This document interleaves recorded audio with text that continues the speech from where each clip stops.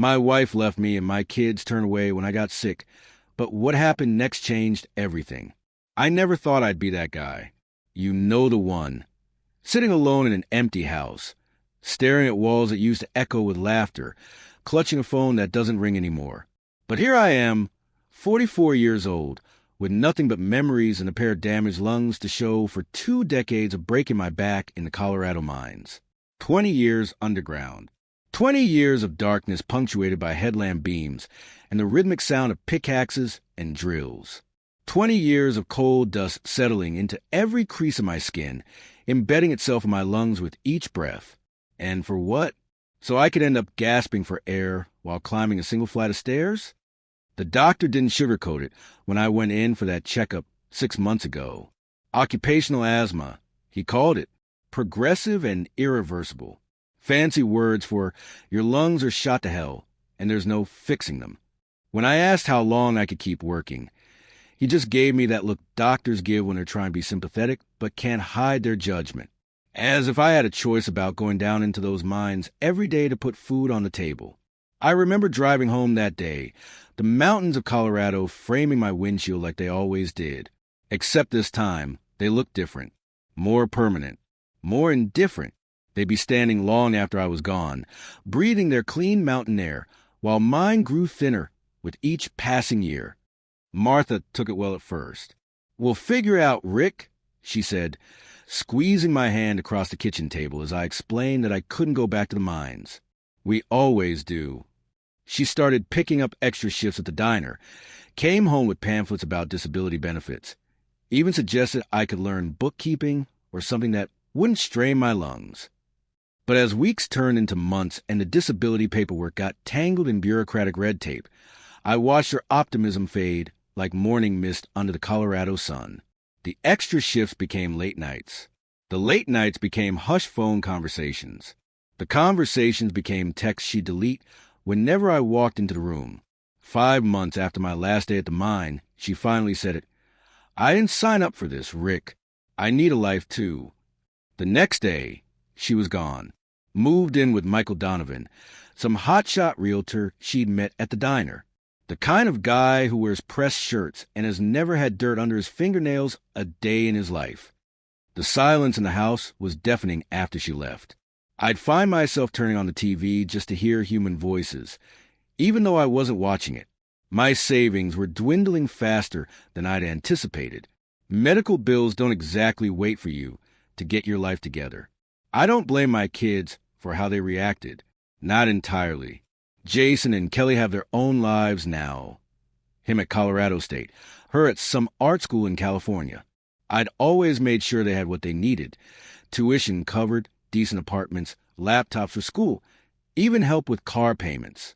They never had to worry about money because that was my job, providing.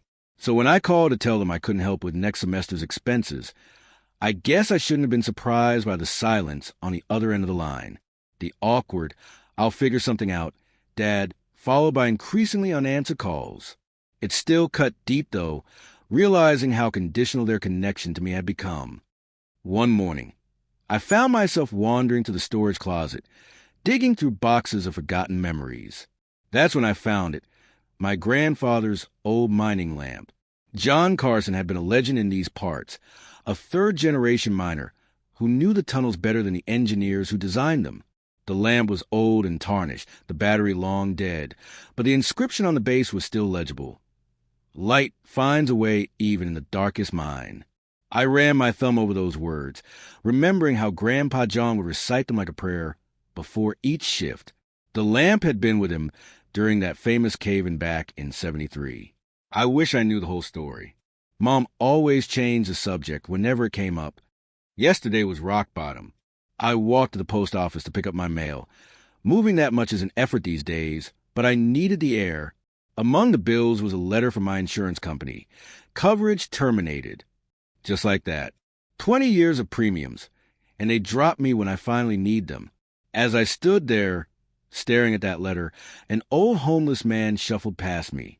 His clothes were worn but clean, his beard neatly trimmed despite his circumstances. What caught my eye was a cardboard sign he carried. 30 years as a miner, Now I'm nobody.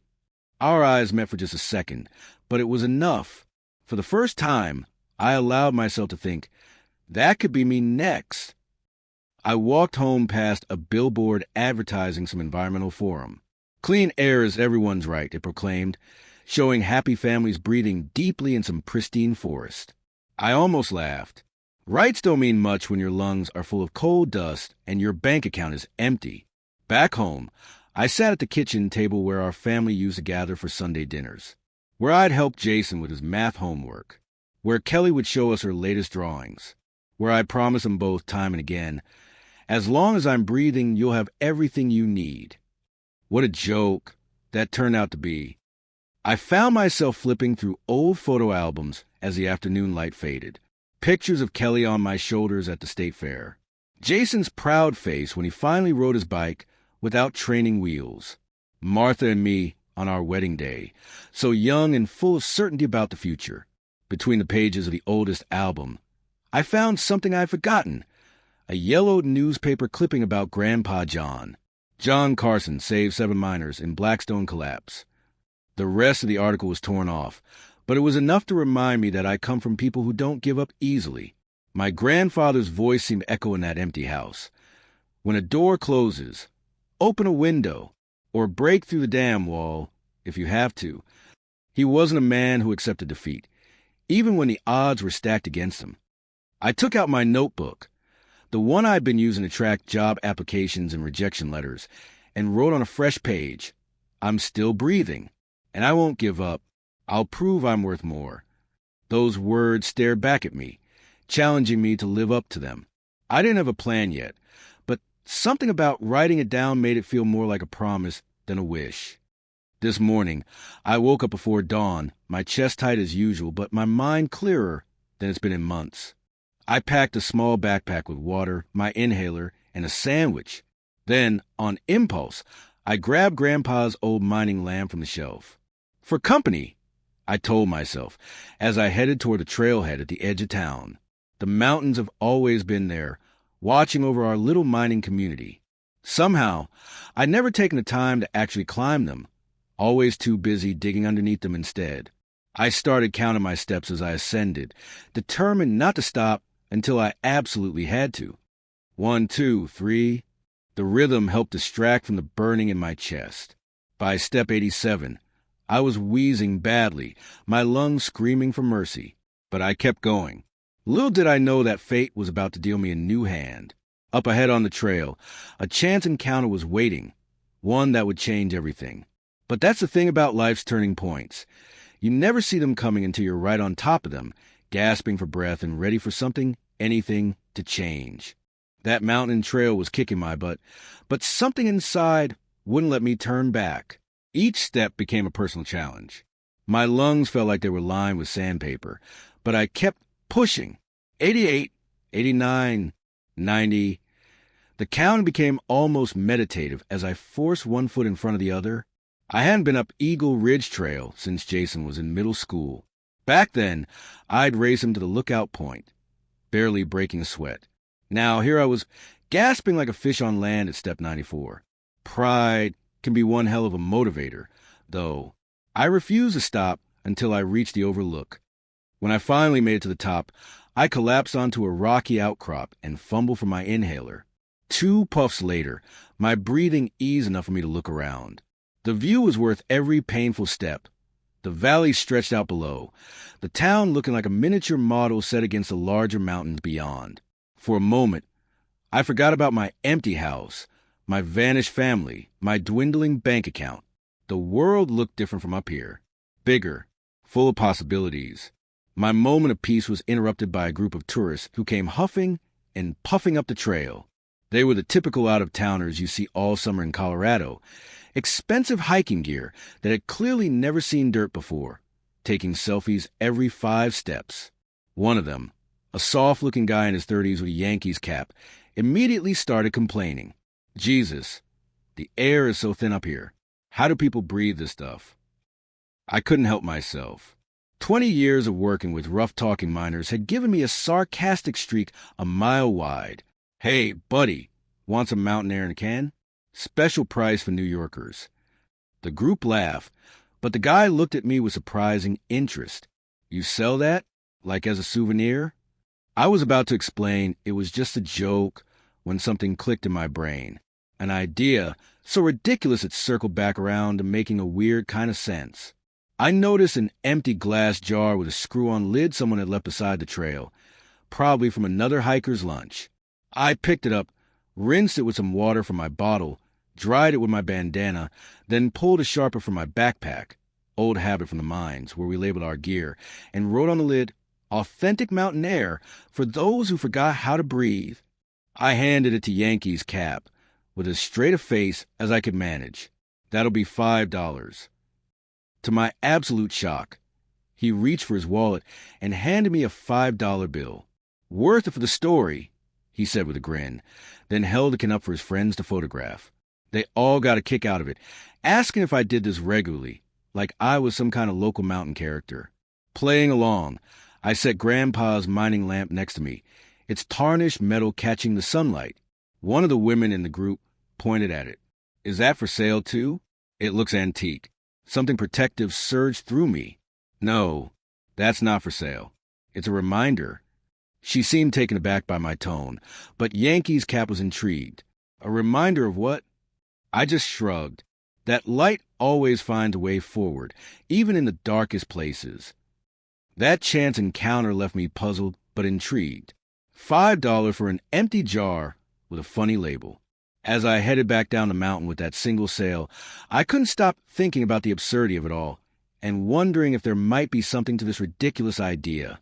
That lone $5 bill in my pocket felt oddly significant, like a tiny seed of possibility in the barren field my life had become. The walk home took me past Lorenzo's, the fancy Italian place in town. Through the window, I saw Martha sitting across from Michael Donovan. She was laughing, her hand resting on his arm as a waiter poured champagne. The sight should have crushed me, but instead, I found myself fingering the $5 in my pocket with a sense of possibility. That night, I couldn't sleep. My mind kept replaying the tourist reactions, how easily they'd handed over money for literal garbage with a funny label. Americans will buy anything if you package it right. That's what my dad always said. Was he right? Could there actually be something to this ridiculous idea? The next morning, I headed down to my basement workshop where I kept all sorts of odds and ends for my DIY projects. Among the tools and spare parts, I found a box of small glass jars I'd been saving. Empty jam jars, mason jars of various sizes, and those little containers I use for storing screws and bolts. Perfect for my crazy new idea. I cleaned them thoroughly, removed the labels, and started designing my own. I've never been artistic, but I've always been handy with tools and decent at lettering from marking equipment at the mine. I tried different names, Rocky Lungs too medical, Breathe Bold sounded like a cologne, and finally settled on Pocket Peak. For my favorite design, a simple outline of Eagle Ridge against a blue background with a tagline. Take the mountains with you, one breath at a time. The next day, I hiked back up Eagle Ridge, this time a backpack full of my prepared jars. It felt ridiculous, but I was committed to doing this right. At the summit, I carefully opened each jar, letting the mountain air fill it, then sealed it tight. I'd even cut small rubber gaskets from an old inner tube to place under the lids, creating a better seal to keep the mountain air from escaping. Part of me felt foolish, but another part was enjoying the meticulous process, the sense of creating something, even if it was mostly symbolic. On a whim, I posted photos of my creations on Facebook. I hadn't updated my profile in months, not since Martha left. Most of my notifications were birthday reminders for people I barely remember from high school, but something about these stupid Kens resonated with people. By morning, the post had 70-plus shares and comments like, "I'd totally buy this for my husband who's always stressed at the office. OMG, this is genius. Do you ship to California? My asthmatic kid would get a kick out of this." I sat staring at my phone, dumbfounded. Were people actually serious? It was a joke, a distraction, a way to feel like I was doing something besides watching my life circle the drain. But what if it wasn't just a joke? The weekend farmers market in town seemed like the perfect testing ground. $20 got me a spot at the far end, away from the organic vegetables and artisanal cheeses. I set up a folding table with about 30 cans, each with a different mountain name and custom label. I arranged them carefully, with Grandpa's mining lamp positioned in the center like some kind of shrine. The first hour was slow, just curious glances and a few chuckles from passers-by. Then a tourist couple stopped, asked about the mountain air concept, and bought one for their son in college, who's always complaining about city pollution. $10 in my pocket. Just like that. By noon, a small crowd had gathered. Some were clearly treating it as a novelty, a funny souvenir to take home. Others seemed to genuinely buy into the idea that mountain air had special properties. I didn't correct them. After all, hadn't I come up here myself, desperate to breathe something clean and pure? An elderly woman stood observing me for nearly 20 minutes before approaching. Something about her seemed familiar, though I couldn't place her. She picked up one of the cans, turning it over in her weathered hands. "You're John Carson's grandson, aren't you?" The resemblance is striking. The mention of my grandfather caught me off guard. "Yes, ma'am. Did you know him?" She nodded slowly. "He saved my Herald during the Blackstone collapse. 7 men came out of that mine alive because of your grandfather." Her eyes drifted to the lamp. "He understood the value of air. I see you do, too."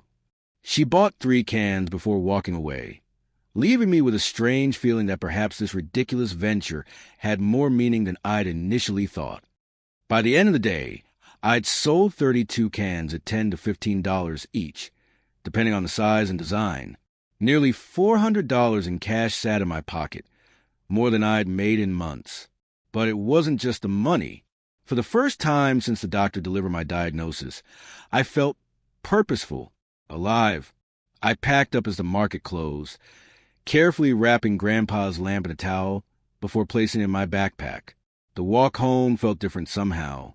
My breathing was still labored, my lungs still damaged beyond repair, but there was a lightness in my step that had been missing for a long time.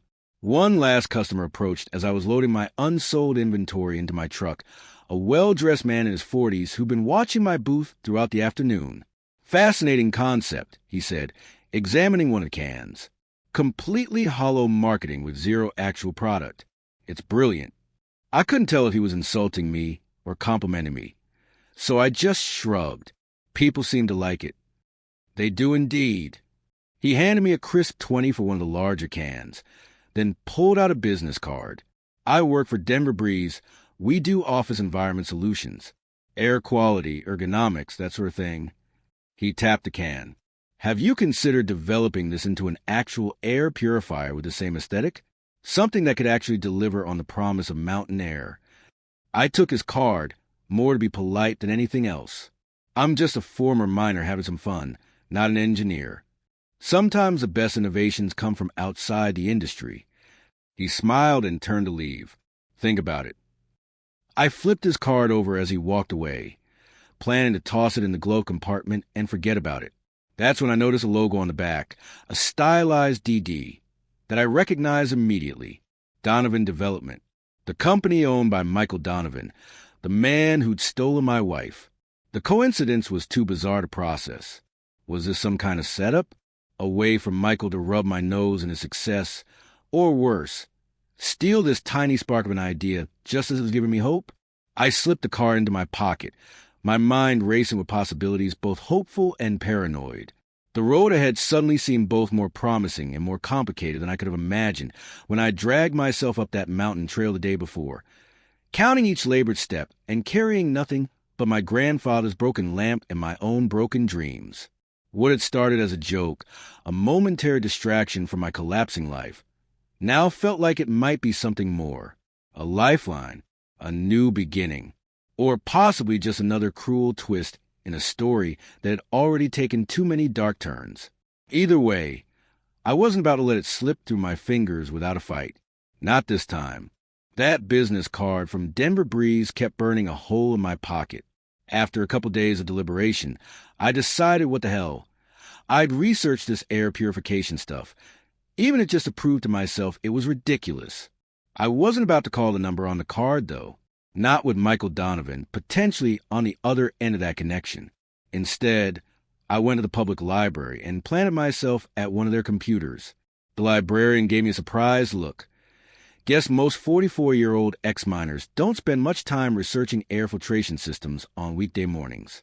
But my grandfather always said, knowledge weighs nothing, but it's the heaviest advantage you can carry. Time to load up.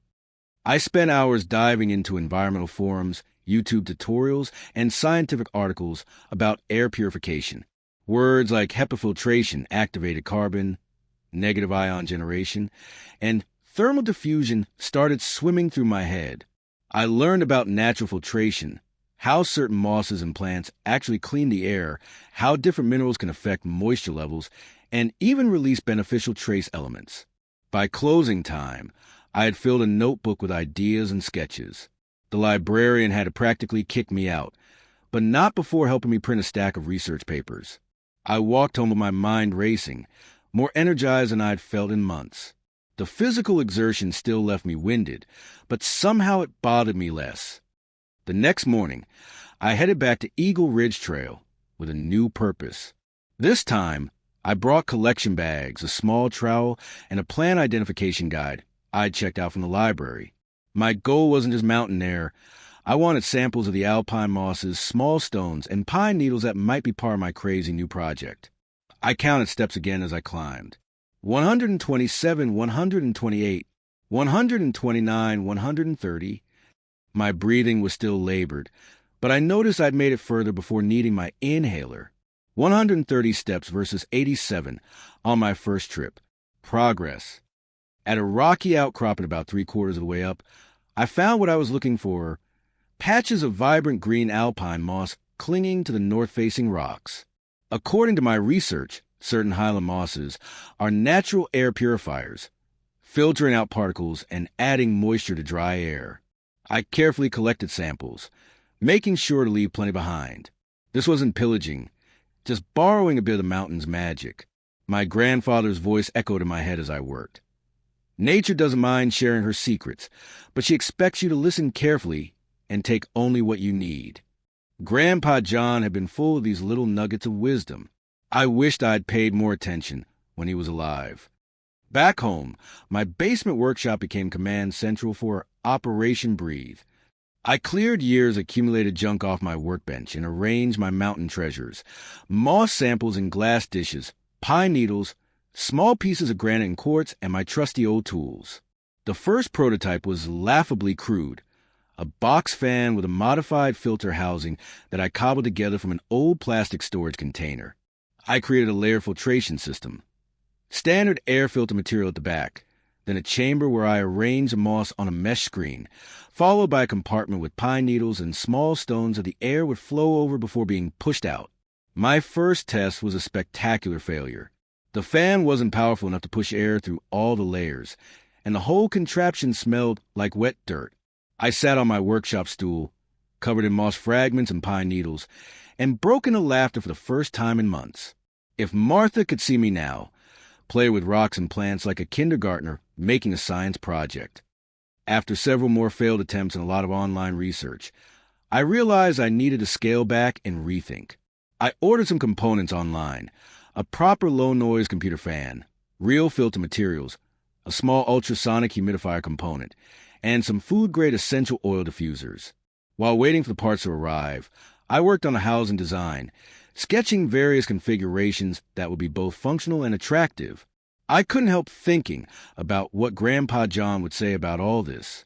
He was always tinkering with things, improving equipment in the mine when the company was too cheap to replace it. The difference between a dreamer and a doer is about 20 failed attempts, he used to say. I was currently on attempt number 4, so apparently I had a ways to go. When the component arrived, I got to work assembling what was now starting to look like an actual product. The housing was made from a combination of recycled wood and clear acrylic I salvaged from an old display case being thrown out behind the hardware store. Inside, I created compartments for each element: the fan, the filter layers, the humidifier, and a small chamber where I arranged moss, stones, and pine elements behind acrylic, so they were visible, part function, part visual appeal. Then came the moment that changed everything. I remembered Grandpa's mining lamp sitting on my shelf. I carefully disassembled it, preserving each part, and incorporated the brass housing and glass lens into my design. When I wired in a small LED where the flame would have been, the effect was perfect, a soft glow illuminating the natural elements inside, like sunshine filtering through trees. The lamp that once guided my grandfather through dark mine shafts would now light a new path forward.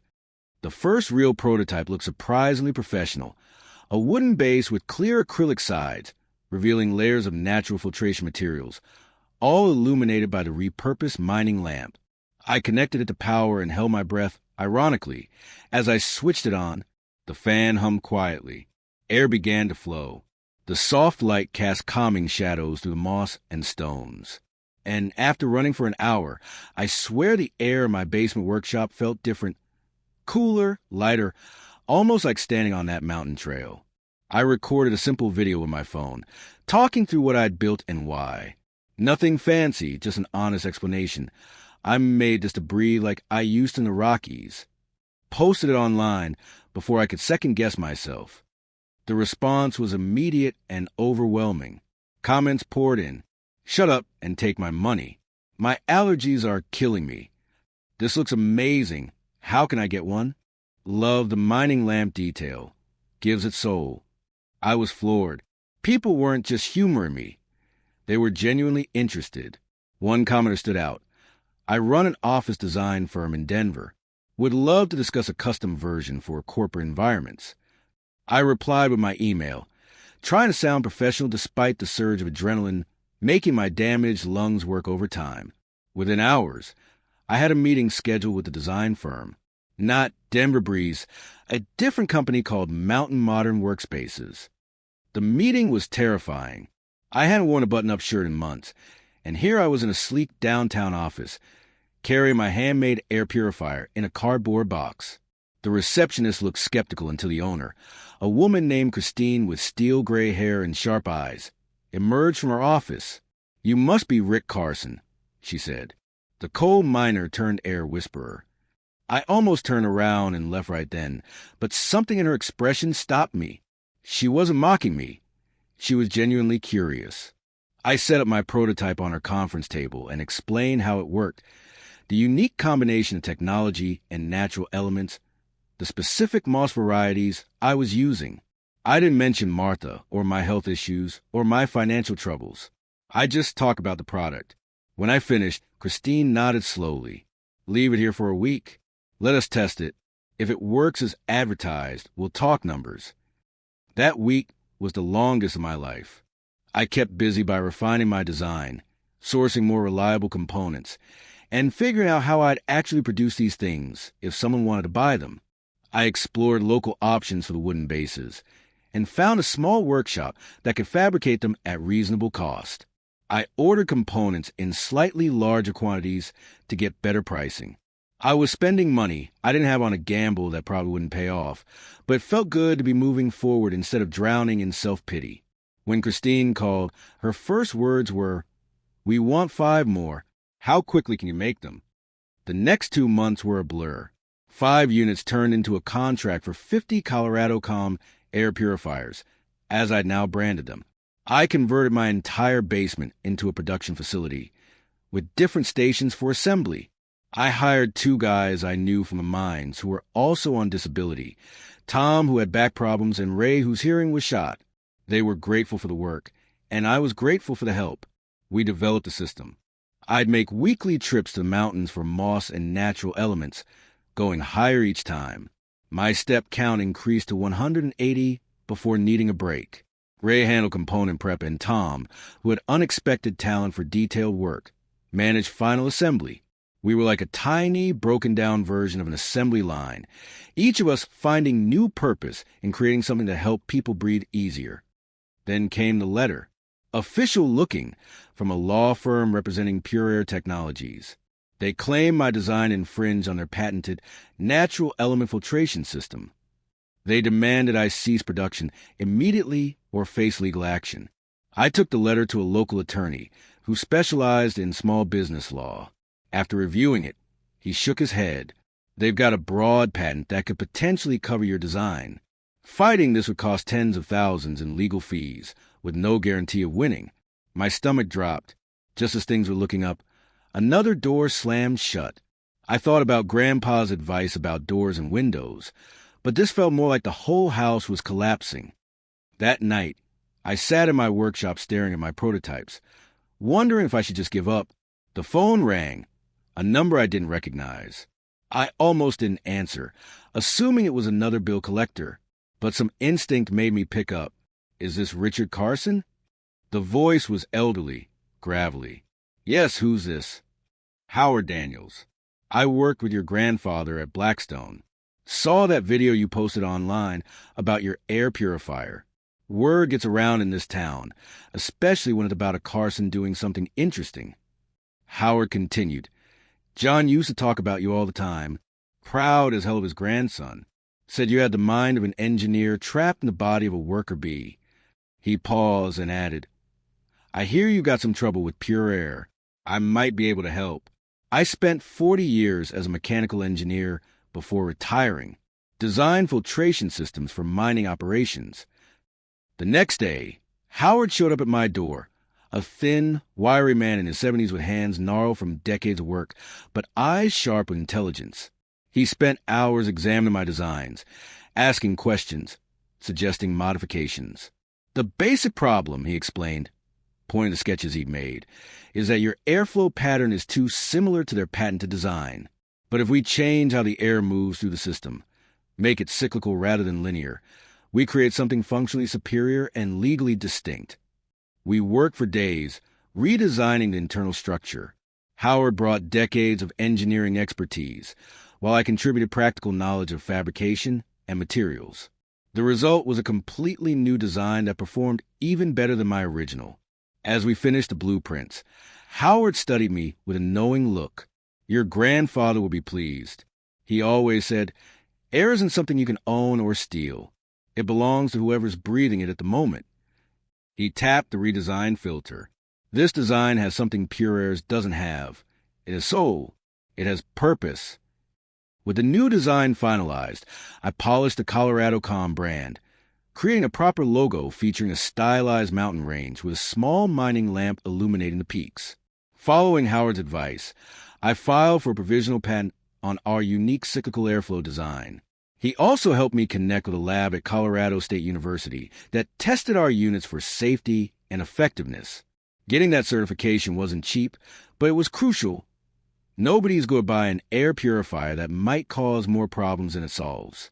I built a simple website with Howard's help, including a page about the story behind the product, copies of our safety certifications, and our pending patent information.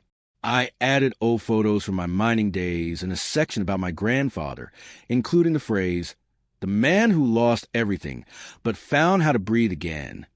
While our production ramped back up, a local news station contacted me about doing a feature story. The reporter was intrigued by the ex-miner angle, and the piece ended up being picked up by regional affiliates. Orders started coming in, not just from corporate clients, but individual consumers who saw the segment. Mountain Modern Workspaces doubled their order. 2 other office design firms reached out. A high-end spa in Aspen wanted custom units.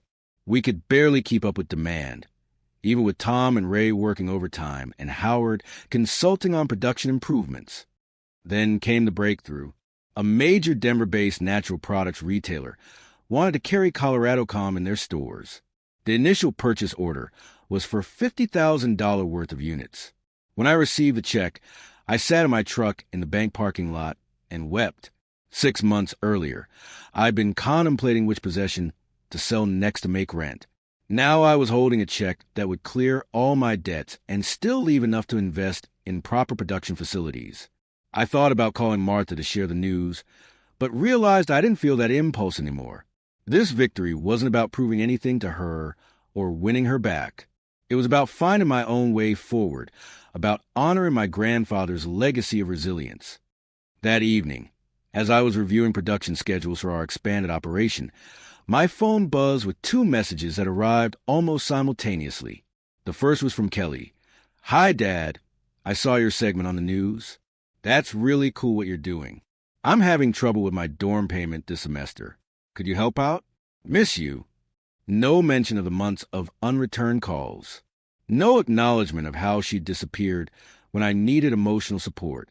Just a request for money now that I apparently had some again. As I was processing that, the second message appeared from an unknown number. Mr. Carson, my name is William Reeves. I worked with your grandfather in the Blackstone mine for 15 years. There's more to the story of how John saved those men. Things that never made the papers. I think it's time you knew the truth. Call me when you can. I stared at the two messages, my thumb hovering indecisively between them. Each represented a different pull on my life. The past I couldn't change, and the future I was trying to build. The question was, which deserved my attention first. The old Rick would have immediately responded to Kelly, desperate to maintain any connection with his children. But the man I was becoming wasn't so easily swayed by guilt or obligation. I took a deep breath of the purified air flowing from my latest Colorado Com prototype and considered my next move carefully. My grandfather's voice seemed to whisper from the glow of the repurposed mining lamp. The choices that define us rarely come with warning labels. It's what you do at the crossroads that shows who you really are. I stared at those two messages for a long time, weighing my options. My old self would have immediately jumped to respond to Kelly's request. Dad to the rescue, no questions asked. But something had shifted in me these past months. The desperation to be needed had been replaced by something steadier, more grounded. I put the phone down without responding to either message. Some decisions deserve the dignity of a night's sleep. My grandfather used to say, "Midnight thoughts make morning regrets." So I slept on it, letting my subconscious sort through the tangle of emotions both messages had stirred up. The next morning, I called William Reeves first.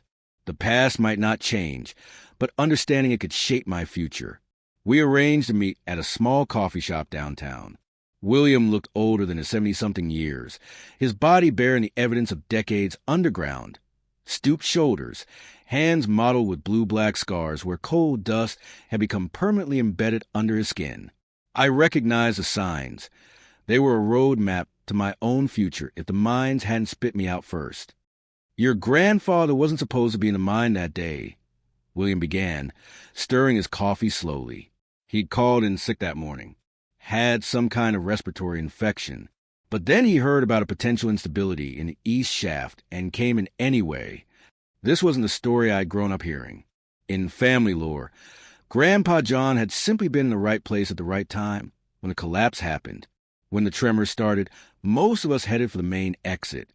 Standard procedure. But John went the other way. Deeper in, said there were men working in Section 4 who wouldn't make it out the main way. By the time he reached them, the first collapse had already happened. William's eyes took on a faraway look as he continued. He found another way out for us, an old ventilation shaft barely wide enough for a man to squeeze through. Made each of us go first while he held back debris that kept threatening to close the passage. By the time it was his turn to crawl through, he'd been breathing coal dust and collapsed particles for nearly an hour. He paused, taking a sip of his coffee. The doctor said his lungs were so damaged he'd be dead within a year. The company tried to buy him off with a pittance. Standard practice back then. But John told him to shove it. Said he'd rather spend whatever time he left watching you grow up than take their blood money. I sat there, stunned. The parallels to my own situation were eerie. The lung damage, the company's indifference, the struggle to redefine life afterward. He lived 15 more years out of pure stubbornness, William continued. He used to tell us, breathing is a choice. Each breath is a decision to keep living. We thought it was just tough guy talk, but maybe he was onto something. He nodded toward my Colorado Com brochure I'd brought to show him. Looks like the apple didn't fall far from the tree. As we parted, William pressed something into my hand, a tarnished brass button from a mining uniform. This was your grandfather's. He gave it to each of us he saved that day. Said as long as we had it, we'd never forget how precious each breath is. Figured you should have one too. I closed my fingers around it, feeling a connection to my grandfather stronger than I'd experienced in years. Back home, I finally responded to Kelly's message, not with the immediate financial rescue she expected, but with an offer I can help with $1,000 toward your dorm. The rest you'll need to figure out yourself. Let me know if you want to talk about solutions. It was less than I would have given before, but more meaningful, a hand up rather than a handout. A similar message went to Jason, who had suddenly discovered that his dad existed again now that the bank account had recovered. Their responses were predictably cool. Kelly took the money with a terse thanks and vague promises to call soon. Jason didn't respond at all for 3 days, then sent a message asking if the offer was still open. No mention of the months of silence or missed calls when I was struggling. I didn't hold their behavior against them. Not really. They were young, still figuring out how the world worked. Martha and I had sheltered them perhaps too well from life's harsh realities. But I also wasn't going to enable their continued indifference. My grandfather's newly revealed story had reinforced something important. Respect isn't purchased, it's earned through actions. The following Saturday, I hiked up Eagle Ridge again, this time carrying my newest ColoradoCom prototype in my backpack. The compact travel model was designed to work in hotel rooms and temporary spaces, a new product line we were developing. I counted steps as always. 210, 211, 212, 213. To my amazement, I reached the summit without using my inhaler once. My breathing was still labored, but nothing like the desperate gasping of my first climb months ago, whether from the regular exercise, reduced stress, or perhaps even the benefits of my own product. Something was clearly improving. At the lookout point, I set up the travel unit and sat watching the clouds drift over the valley below. This spot had become sacred to me, the place where desperation had transformed into possibility. I took the brass button from William out of my pocket and placed it beside my grandfather's old mining lamp, which I'd incorporated into this prototype as well. 3 generations of Carson men, connected by struggle and resilience. The sound of familiar footsteps interrupted my reverie. I turned to find Martha, standing there, looking uncertain. She'd gained weight, and her carefully maintained highlights had grown out, showing more gray than I remembered. Tom at the hardware store said I might find you up here, she said, hovering awkwardly at the edge of the lookout. You look good, Rick. I gestured for her to sit on the rock beside me. We sat in silence for a while, watching a hawk circle lazily above the valley. Michael's company went under, she finally said. The market shifted, and he wasn't as brilliant as he thought. He's moved to Phoenix. Without me, I nodded, unsurprised. The real estate market had been showing warning signs for months. I made a mistake, Rick. I was scared when you got sick. Scared of being tied to someone who couldn't provide anymore. Scared of becoming a nurse instead of a wife. Her voice cracked. I'm not proud of it. Years ago, this moment would have been the triumph I'd fantasized about. Martha realizing her error, returning humbled, me magnanimously taking her back. But sitting there beside her, I felt none of the vindication I'd expected. Just a calm recognition that we were 2 different people now, walking separate paths. I finally learned how to breathe, Martha, I said simply. Really breathe, not just survive. I can't go back to gasping for air. She nodded slowly, wiping away a tear. We sat there until the sun began to set, not as husband and wife or even as enemies, but as 2 people who once shared a life and now shared only memories. 2 weeks later, a reporter named Julie Winters called about doing a feature on ColoradoCom for a regional business magazine. She arrived at our small production facility with a photographer, notebook in hand and curiosity in her eyes. Unlike the previous reporters who covered the novelty angle, Julie seemed genuinely interested in the environmental and health aspects of our products. My husband had COPD before he passed, she explained as we toured the workshop. I've seen firsthand how air quality can literally be life or death for some people. The interview stretched into lunch, which extended to coffee. Julie was smart, passionate about environmental issues, and refreshingly direct. When she mentioned her 8-year-old daughter Emma, I showed her pictures of Jason and Kelly from my wallet, an old habit I hadn't quite shaken. Single dad? She asked. More like distant dad these days. I admitted, kids are grown and finding their own way. Julie's article was thoughtful and thorough, highlighting not just our products but the philosophy behind them. The response was immediate. Orders increased, and we received inquiries from larger retailers. But what surprised me most was the email that came from Julie herself a week after publication. Thanks for the interview. Emma keeps asking about the airman and his magic lamps. Any chance you'd like to grab dinner sometime? Just two people with too much backstory and not enough time. Our first date was nothing fancy, just burgers at a local place, but conversation flowed easier than I had with anyone in years. Julie didn't shy away from difficult topics. When I talked about my lung condition, she didn't offer empty reassurances or change the subject. The invisible things matter most, she said.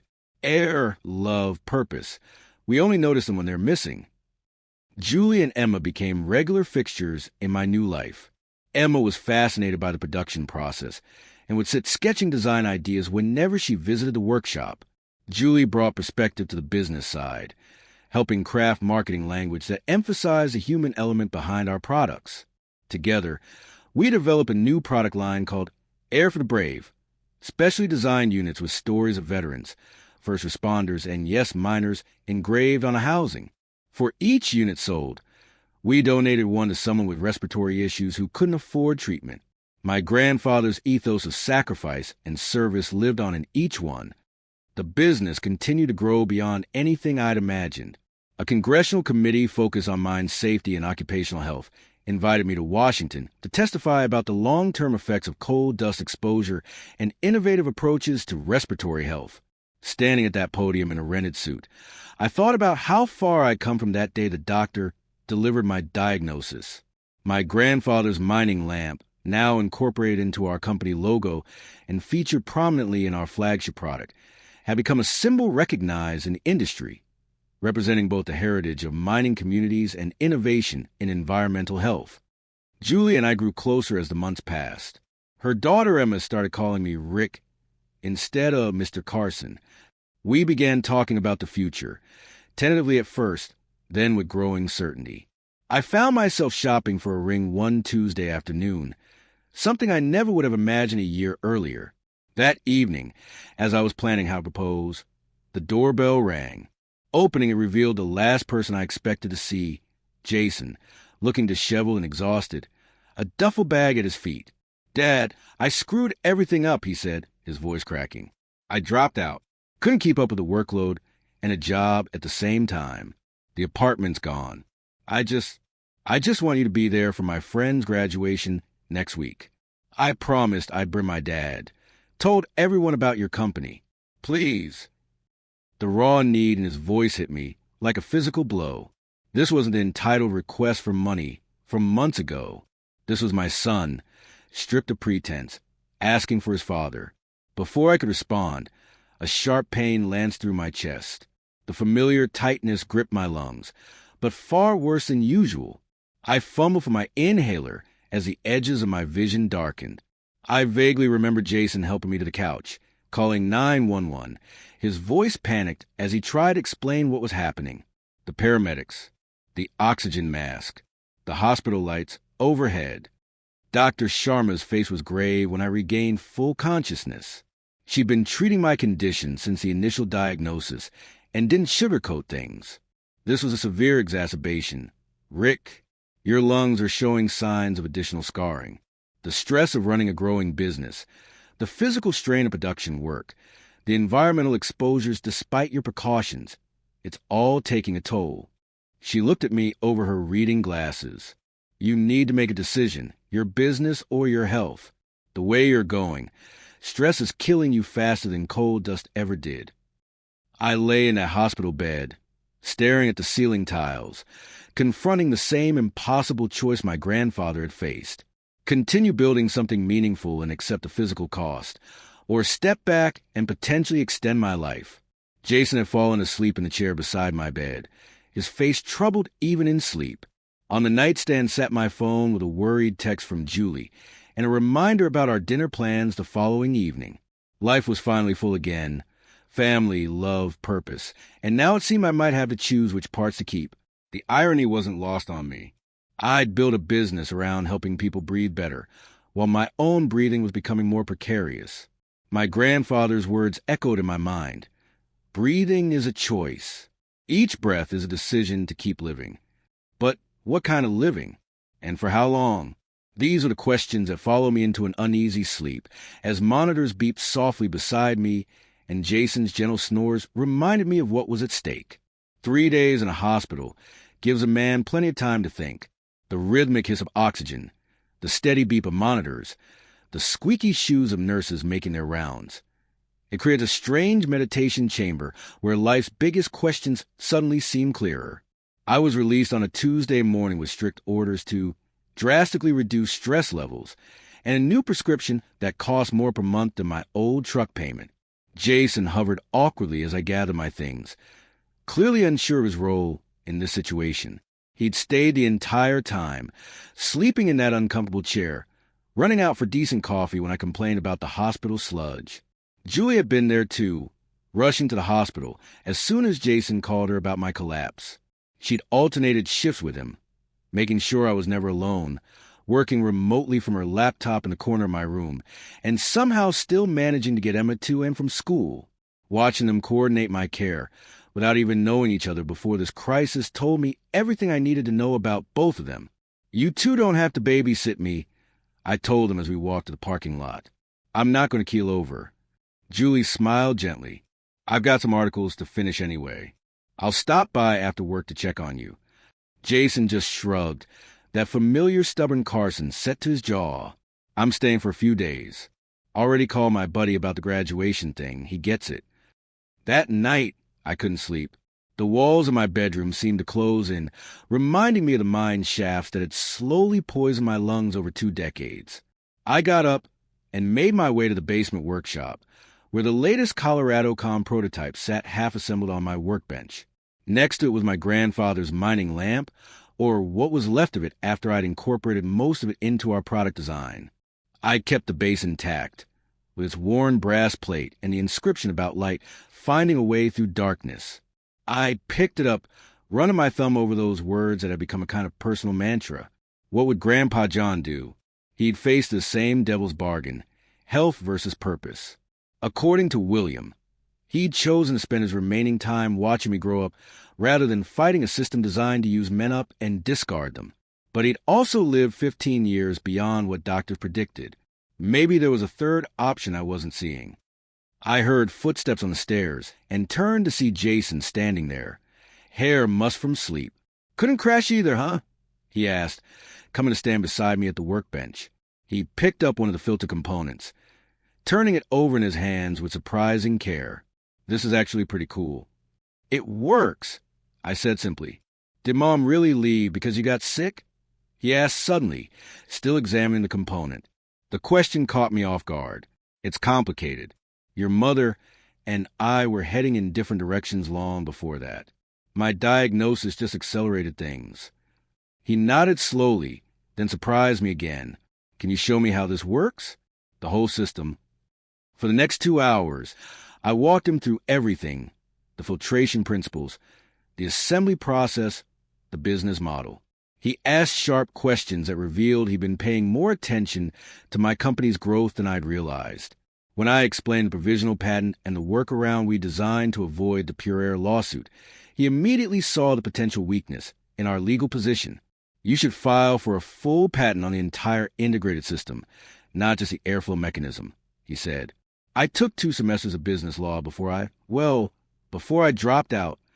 By dawn, we completely dismantled and reassembled the prototype, making small improvements along the way. Jason's hands were steady and precise. He'd inherited my mechanical aptitude without the decades of mining damage.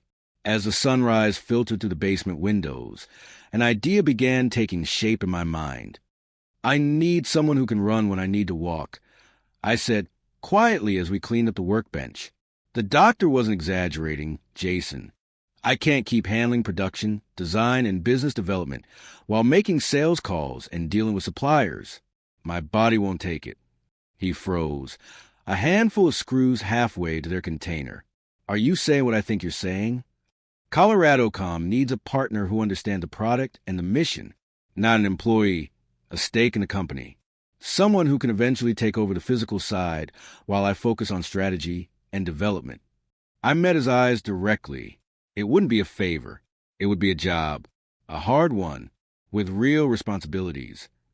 The shock on his face slowly transformed into something I hadn't seen there in years. Genuine interest mixed with a hint of that Carson determination. "I don't know anything about running a business," he said, but the objection sounded half-hearted. "Neither did I 6 months ago. You got something I didn't have, though. Someone to show you the ropes." I picked up the mining lamp base. "Your great-grandfather taught your grandfather. Your grandfather taught me things I didn't even realize I was learning until I needed them. Maybe it's time to continue that tradition." We talked until Julie called, worried when I didn't answer her morning text. I invited her and Emma over for dinner that evening, figuring if Jason was potentially going to be part of the business, he should meet the woman who was becoming part of my life. The next few weeks were a whirlwind of change. Jason moved into the spare bedroom temporarily while he learned the business. We drew up a formal partnership agreement with milestones that would increase his ownership stake as he mastered different aspects of the operation. Howard, my engineer friend, took an immediate liking to him and began mentoring him on the technical side. My first official act as the new chairman of ColoradoCom, a grandiose title for our still small operation, was to hire a production manager to handle the day-to-day manufacturing. My second was to move my office upstairs, away from the workshop fumes that Dr. Sharma had identified as aggravating my condition. 3 weeks after my hospital stay, Jason suggested we hike Eagle Ridge. My regular pilgrimage turned into a business strategy session. I was hesitant, but he'd done research on high-altitude exercise for people with my condition and came prepared with portable oxygen and plenty of rest stops planned. The climb was different with company. In the past, I'd been so focused on the count, the number of steps before my lungs gave out, that I'd barely noticed the changing flora as we ascended or the way the valley revealed itself differently from each switchback. "You don't have to count steps anymore, Dad," Jason said when he noticed me muttering numbers under my breath. "We're not racing anyone." He was right. For the first time, I abandoned the counting ritual. Without the arbitrary measure of success or failure, I found myself simply experiencing the climb. When we reached the summit, the sense of accomplishment was deeper somehow. Standing beside my son, looking out over the valley where 3 generations of Carsons had lived and worked, something shifted into place inside me. "When you know where you're going and who you're going with," I said, mostly to myself, "the count doesn't matter." Life settled into a new rhythm. The business continued to grow, now with Jason handling operations and expansion, while I focused on product development and our growing foundation work. Julie and I grew closer, spending weekends with Emma, exploring the mountains I'd spent my life either avoiding or digging under. By the following spring, I'd asked Julie to marry me with a proposal that involved Emma and a specially designed ColoradoCom Forever edition that contained the ring. Both said yes. Emma perhaps more enthusiastically than her mother, who pretended to consider the offer just long enough to make me sweat. We planned a simple ceremony at, where else? The Eagle Ridge lookout point where this whole journey had begun. Just close friends and family. Followed by a reception at my house, which was quickly becoming our house as Julie and Emma gradually moved their lives into mine. The morning of the wedding, I stood at my bedroom window adjusting my tie when a car I didn't recognize pulled into the driveway. To my surprise, Kelly stepped out, looking more grown up than when I had last seen her. Our relationship had been healing slowly through cautious text messages and occasional phone calls, but I had expected her to actually come. She hugged me awkwardly at the door. "I couldn't miss your wedding, Dad, even if I'd been a total jerk." The simple admission meant more than any elaborate apology could have. As we drove to the trailhead where the ceremony would take place, she handed me a small wrapped package. "I found this in Mom's stuff when I was helping her move. Thought you should have it." Inside was a faded photograph from a family camping trip years ago, all 4 of us standing on what I recognized as Eagle Ridge, squinting into the sun, genuinely happy. I'd forgotten such moments had existed. The ceremony was everything I could have wanted, simple, meaningful, surrounded by the mountains that had both taken and restored my breath. Jason stood beside me as best man. Kelly sat in the front row, having hit it off immediately with Emma, who was serving as Julie's flower girl / maid of honor / daughter of the bride, as she'd officially titled herself.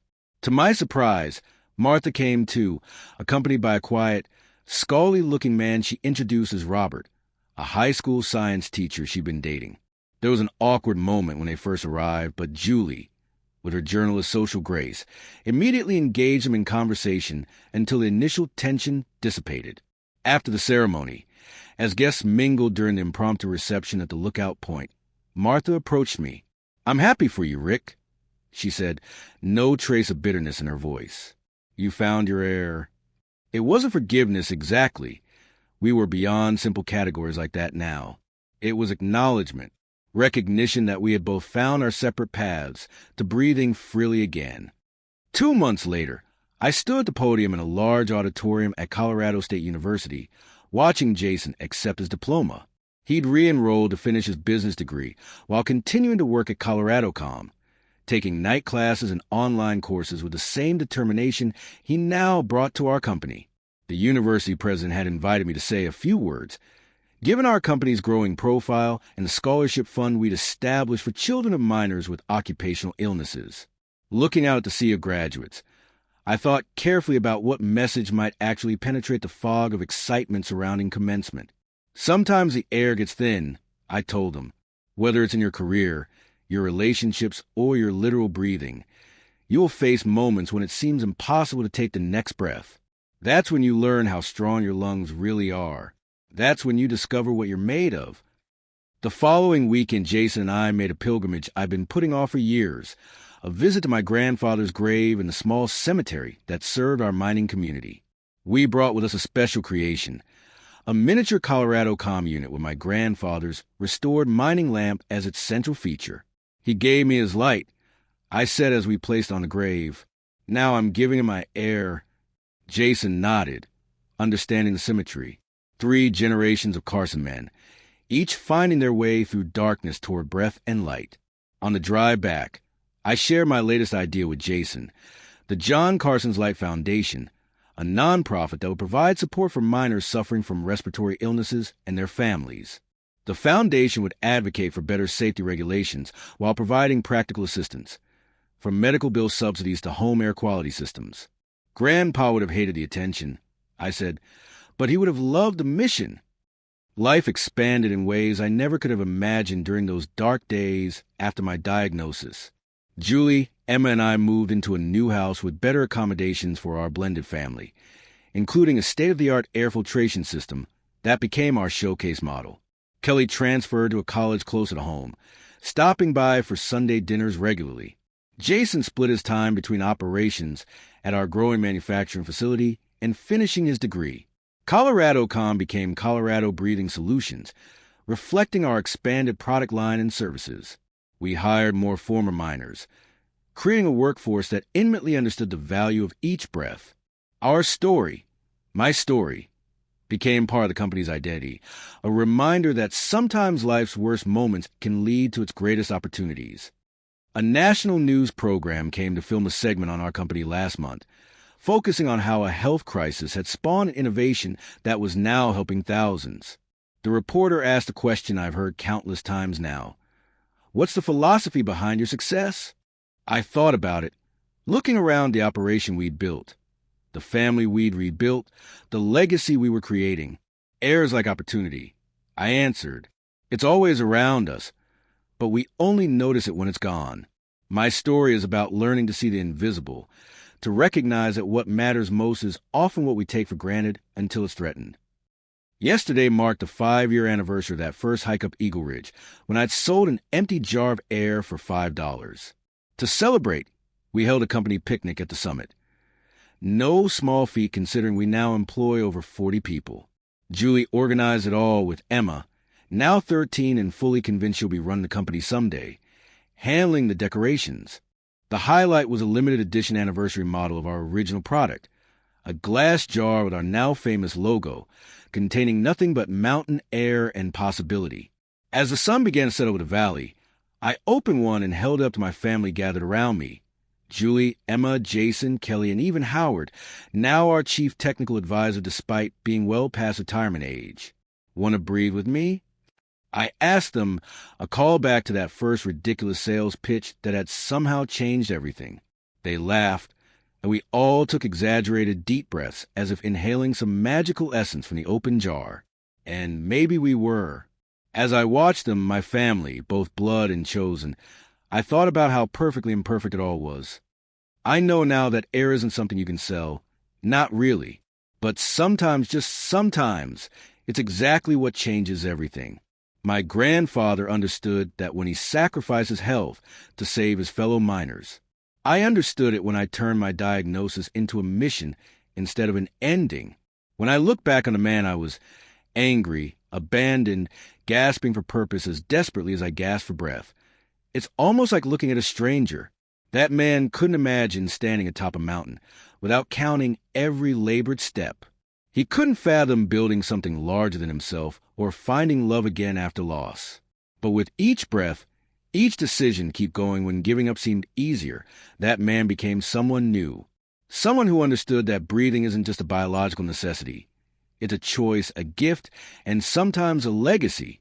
And that's a lesson worth more than all the air in these mountains.